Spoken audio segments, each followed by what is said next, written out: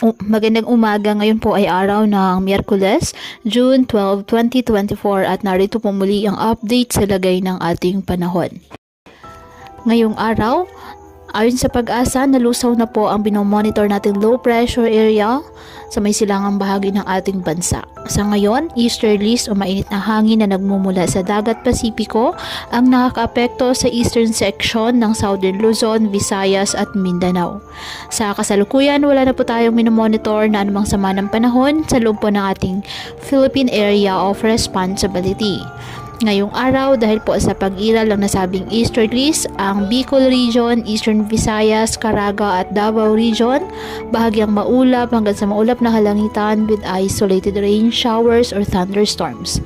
Habang sa nalalabing bahagi naman po ng ating bansa kasama na ang Metro Manila, apektado po ng mga localized thunderstorms, kaya asahan pa rin po ang pulupulong mga panandali ang mga pag-ulan. Kaya patuloy pa rin po natin na pinag-iingat ang ating mga kababayan sa banta po ng mga posibilidad ng pagbaha at pagguho ng lupa, lalo na kapag may malalakas na ulan.